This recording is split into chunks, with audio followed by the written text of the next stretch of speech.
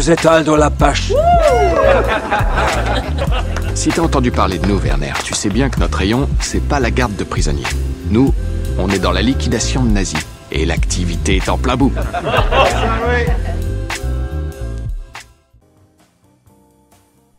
Salut, c'est l'écran fou et aujourd'hui on vient parler ciné avec un putain de morceau et c'est The Northman, donc l'homme du Nord comme on dit à Québec, hein. Donc un film de vikings, un sujet particulièrement à la mode faut dire ces derniers temps puisque tout le monde s'accapare le genre, que ce soit les séries, les films, voire même les jeux. Et donc The Northman raconte l'histoire de Hamlet, jeune prince qui voit son père se faire assassiner sous ses yeux par son propre oncle, tandis que le méchant tonton embarque également sa mère. Donc le gamin fuit avec la ferme idée de se venger, sauf que 20 piges plus tard, Hamlet est devenu un guerrier viking de ouf qui a oublié sa promesse, jusqu'au jour où on le rappelle un petit peu à l'ordre sur ses ambitions d'autrefois, à savoir buter tonton et sauver maman. Alors perso, j'ai jamais vu la série Viking, même si on m'en a dit beaucoup de bien, et je sais qu'une fois que j'aurai fini toutes les séries que j'ai sur le feu, j'envisage de rattraper ça.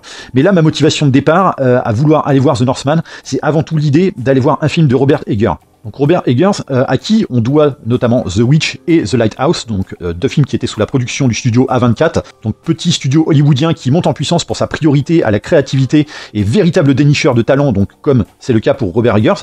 Sauf que là, petite entorse de parcours pour lui, puisque le film est produit cette fois par Focus Features, Regency et surtout Universal. Mais voilà, c'est pas des studios qui envisagent finalement de le brider dans son propre délire. C'est-à-dire qu'on n'est pas là pour voir un film de viking qui va te chanter fleurette et où le héros va inviter une femme à danser la gigue sous un beau ciel ensoleillé d'été. Non, là, si t'aimes pas les trucs sans concession et la vue du sang, accroche-toi à ton repas précédent. Alors déjà, pour ceux qui l'ignorent, le film traite du prince Hamlet, comme je le disais, et là vous allez me dire que je l'écris mal, sauf qu'en fait, non. Puisque c'est un personnage qui a vu le jour sur le papier via la plume de l'historien Saxo Grammaticus, et donc un personnage qui a inspiré, à la base, le Hamlet de William Shakespeare que nous connaissons et qui s'écrit comme ça. Donc oui, c'est un vrai film de vengeance qui pue la sincérité par tous les pores, et dès le départ, t'es vraiment imprégné par l'atmosphère de l'époque et du secteur géographique. Il fait froid, c'est crade, c'est humide, l'ambiance est pesante, mais c'est tellement bien mis en scène, et c'est là qu'on voit toute la force d'un mec comme Robert Eggers, avec une vraie vision cinématographique, parce que oui, les fans de la série Viking pourraient très bien dire que la série est déjà bien assez sincère, et qu'ils sont pas grand intérêt pour ce film. Ce qui est faux, à mon sens, même si j'ai pas vu la série, parce que toute dimension grandiose que peut avoir une série, et notamment la série Viking, elle n'a pas cette patte cinématographique qu'on retrouve avec The Northman. Du moins, de ce que j'en ai vu, oui, c'est un côté un petit peu grandiloquent, et on n'est plus sur des séries comme à l'époque, avec du Stargate et G1 et compagnie. Mais là, avec The Northman, on entre véritablement dans une dimension cinématographique. Déjà, t'as un casting de maboule, de grosses productions hollywoodiennes, et il y en a pas un qui est vraiment dans le hors-sujet. D'ailleurs, ça fait zizir parce que Alexander Skarsgård, vu ce qu'il avait fait en matière de grosses productions ces dernières années, on peut pas dire que ça le mettait en valeur, vu ce que les autres membres de sa famille faisaient en contrepartie pour le grand écran, en parallèle. Donc ça fait véritablement plaisir de le retrouver ici avec vraiment une putain de niaque quoi, pour le rôle. Vraiment il en veut, il s'est donné à fond, ça se ressent à chaque instant. Ensuite, The Northman, alors c'est pas un scénario du feu de Dieu, on connaît l'histoire, comme je le disais, ça a inspiré Hamlet, et de toute façon, pour le peu de traits que l'on connaît de l'histoire, effectivement, c'est une histoire qu'on a déjà vue énormément de fois, mais voilà, le film il a cette patine ciné, comme je le disais, qui rappelle quelques grands films de cinéastes de renom comme Ridley Scott ou Mel Gibson. Alors attention, je suis pas en train de dire qu'il les égale, mais ça flirte quand même de ce côté. Avec donc de surcroît de sublimes plans panoramiques. D'ailleurs c'est marrant parce que quand tu vois que Robert Eggers est issu du studio A24, c'est pas sans rappeler la générosité visuelle d'un autre film du studio, à savoir The Green Knight, dont j'avais fait la review au tout début de ma chaîne. Le lien est en description pour les curieux, soyez juste indulgents, je commençais tout juste ma chaîne, j'avais pas encore toute la niaque que j'ai aujourd'hui. Et c'est vrai que Robert Eggers, on sent que ce mec-là, il a beau être allé chez Universal, il reste fidèle vraiment à ses prétentions ciné de départ, et surtout ça rappelle, alors même si on est dans l'univers scandinave ici, la grande époque de l'heroic fantasy au cinoche des années 80. Donc ça pioche à la fois dans le Conan de John Milius, ça va aussi aller flirter un petit peu du côté de certains films de John Boorman ou encore Richard Fleischer, mais sans les singer pour autant, et avec vraiment ce décor du Nord qui n'est clairement pas là pour t'épargner, vraiment, tu ressens justement le poids de ce décor. D'ailleurs, le film est quand même tellement sincère et généreux, notamment dans sa violence, dans son atmosphère et aussi dans son aspect mystique, notamment dans une scène autant hypnotique que perturbante.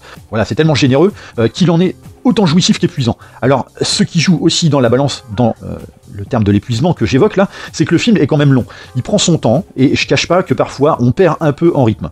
Donc c'est un petit peu dommage. Mais dans l'ensemble, ça vient pas détruire le film pour autant. Donc, comme je disais tout à l'heure, sur le casting, oui, les personnages sont tous très bien, il y a un vrai parcours, notamment initiatique du héros, on n'est pas là pour les ménager, et en même temps, j'ai envie de dire que quand le scénar est pondu à la fois par le mec qui a cette vision du cinoche, et également par le parolier des chansons de Björk, et notamment des chansons de Dancer in the Dark, il n'y a rien d'étonnant à ce que, effectivement, ces personnages en prennent plein la gueule et que véritablement, les acteurs se livrent à fond avec ce qu'ils doivent travailler justement en la matière. Donc niveau action, évidemment, il y en a, évidemment c'est dosé, c'est-à-dire qu'on va pas non plus vous coller 1h45 non-stop, hein, mais il y a ce qu'il faut, et comme je le disais, on n'est pas chez Disney avec une vision pseudo-horrifique sur un Doctor Strange 2, là c'est vraiment bourrin, c'est graphique, il y a du sang de partout, il y a un très gros travail de réalisme, ça faisait longtemps qu'on n'avait pas bouffé un truc pareil, notamment dans les films historiques qui incluaient par exemple des guerres ou autres scènes sur des champs de bataille dans leur scénario.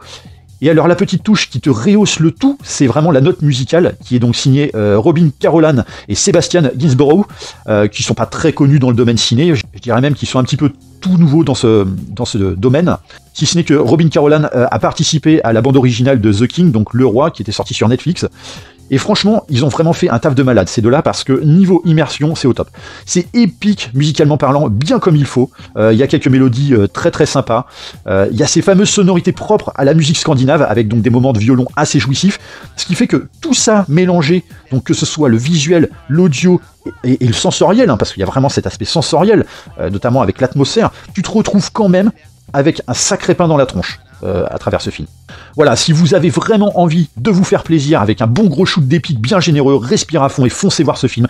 C'est pas dénué de défauts, comme je le disais, mais le soin apporté au film, avec ce réalisme et cette volonté de la part vraiment de toute l'équipe du film de donner le meilleur d'eux-mêmes, bah ça fait qu'on est quand même sur un film d'une très grosse qualité pour un genre que tous les supports ont tendance à essorer ces derniers temps, et un film qui peut largement prétendre à une place dans un top 20 de 2022. Alors, pas un top 10 parce que on est encore en mai, donc pour moi c'est trop tôt.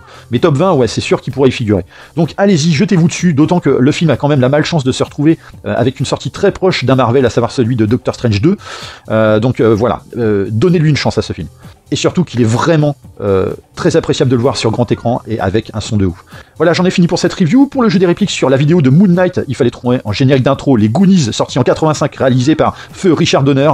Et en générique d'intro, Il était une fois dans l'Ouest, évidemment de Sergio Leone, est sorti en 1968. Comme d'hab, n'hésitez pas à me laisser un com pour me dire ce que The Northman vous inspire. Le partage et le like sont évidemment toujours appréciés, et surtout aidez-moi à percer dans le YouTube Ciné Game, abonnez-vous à ma chaîne, et on se retrouve très bientôt pour une prochaine review. Bye. Vous savez ce qui ne va pas à Hollywood? On y fait de la merde. De la merde absolument et incroyablement merdique. Ne croyez pas que je sois un apprenti cinéaste minable, recherchant le sens de l'existence à travers les brumes et les vapeurs du narguilé.